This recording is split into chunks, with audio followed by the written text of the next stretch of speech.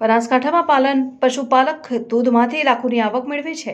બનાસકાંઠા જિલ્લાના મોટાભાગના લોકો પશુપાલનના વ્યવસાય સાથે જોડાયેલા છે અને પશુઓના દૂધમાંથી પશુપાલકો મહિને લાખોની રૂપિયા કમાણી કરી રહ્યા છે। ડીસાના યાવરપુરા ગામમાં એક 30 વર્ષીય યુવકે પશુઓના દૂધમાંથી વર્ષે લાખોની આવક મેળવે છે અને આ પશુપાલક માટે કેટલા પશુઓ છે, કેટલું દૂધ ભરાવી કેટલી આવક મેળવે છે, જાણીએ। મારું નામ જાટ અર્જુન કુમાર બાબુલાલ, હું યાવરપુરા ગામનો વતની છું। હાલ મારો અભ્યાસ હું ગ્રેજ્યુએશન પાસ કરેલું છે અને હાલ પશુપાલન સાથે હું સંકળાયેલો છું। આ પશુપાલન મારા મમ્મી પપ્પા બધા પશુપાલન ખેતી સાથે સંકળાયેલા હતા। ગ્રેજ્યુએશન પૂરું કર્યા પછી હું પણ એમની સાથે સંકળાયેલો છું અને ખેતી અમારે જોડે 1 એકરને 21 ગુંઠા જ જમીન છે। એટલે અમે ધીમે ધીમે લગભગ 15-20 વર્ષથી અમે પશુપાલનનું ધીમે ધીમે 1-2 ગાયથી ચાલુ કર્યું હતું, આજથી 10-15 વર્ષ પહેલાં।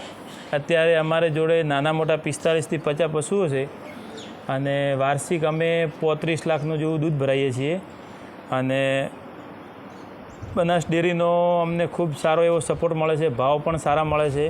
દૂધમાં અમારે વાર્ષિક 25-30% અમારે દૂધમાંથી બચત થાય છે, વત્તા ચોખ્ખો નફો અમને બનાસ ડેરી અને ગામની મંડળી 25% જેવો ચોખ્ખો નફો આપે છે। એટલે મૂળ વાર્ષિક અમારે 45-50% જેવો નફો થાય છે।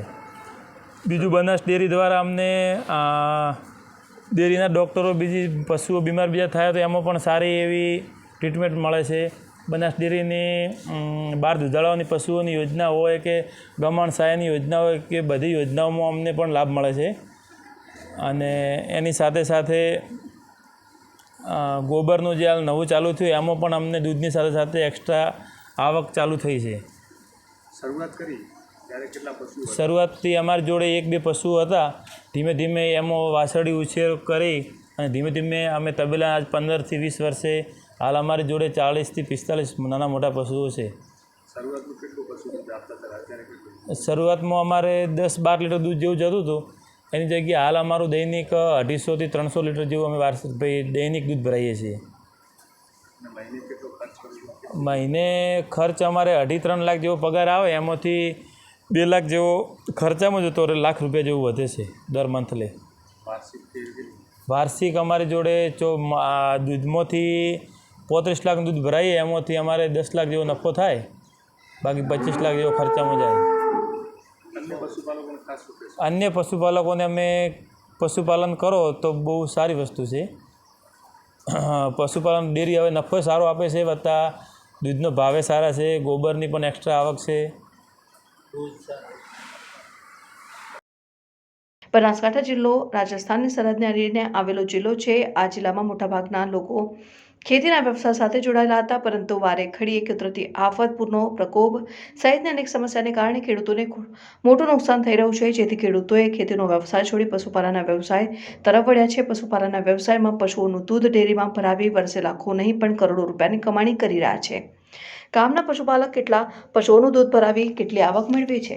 બનાસકાંઠા જિલ્લાના ડીસા તાલુકાના યાવરપુરા ગામ ખાતે રહેતા અર્જુનભાઈ બાબુલાલ જાટ, તેમની ઉંમર 30 વર્ષ છે અને તેમણે અભ્યાસ ગ્રેજ્યુએશન સુધી કરેલું છે। અર્જુનભાઈ જાટનો પરિવાર વર્ષોથી ખેતીના વ્યવસાય સાથે જોડાયેલો હતો અને તેમના પાસે 2.5 વીઘા જમીન છે, પરંતુ વારે ઘડીએ ખેતીના પાકમાં નુકસાન થવાના કારણે વાર્ષિક 40,000થી 50,000ની આવક મેળવતા હતા અને તે બાદ અર્જુનભાઈ જાટનો પરિવાર છેલ્લા 15 વર્ષથી પશુપાલનના વ્યવસાય સાથે જોડાયા છે। આજથી 15 વર્ષ પહેલા અર્જુનભાઈ જાટે માત્ર 2 પશુ લાવીને પશુપાલનનો વ્યવસાય શરૂ કર્યો, ત્યારે તેમણે દરરોજ 10થી 12 લીટર દૂધ ભરાવતા દૂધમાંથી સારી એવી આવક થતી હતી। તે બાદ અર્જુનભાઈ જાટે પશુપાલન વધારવાનું વિચાર્યું અને ધીમે ધીમે પશુ વધારતા ગયા અને અત્યારે તેમની પાસે 50 જેટલા નાના મોટા પશુઓ છે। પશુઓને ખવડાવવા માટે તેમના ખેતરમાં જ ઘાસચારો તૈયાર કર્યો છે। અર્જુનભાઈ જાટનો પરિવાર પશુપાલનમાં મદદ કરી પશુઓનું દરરોજનું 300 લીટર દૂધ ગામની ડેરીમાં ભરાવે છે। અત્યારે ડેરીમાં 33 રૂપિયા લીટરનો ભાવ આપે છે। પોતાના ગામમાં પશુઓનું દૂધ ભરાવે છે અને તેમને મહિને 3 લાખની આવક થાય છે। વર્ષે પશુઓના દૂધમાંથી 35 લાખની આવક થાય છે અને જેમાં વર્ષે 20 લાખનો ખર્ચ થાય છે અને 15 લાખની આવક મેળવે છે। ડીસાનું યાવરપુરા ગામ 2500થી વધુ વસ્તી ધરાવતું ગામ છે અને આ ગામના મોટાભાગના લોકો પશુપાલન અને ખેતીના વ્યવસાય સાથે જોડાયેલા છે। ગામમાં રહેતા અર્જુનભાઈ જાટ પશુપાલન થકી પશુઓના દૂધમાંથી મહિને 3 લાખ કરતાં પણ વધુ આવક મેળવી રહ્યા છે। અન્ય ખેડૂતો માટે આ પશુપાલક પ્રેરણા રૂપ સાબિત બન્યા છે।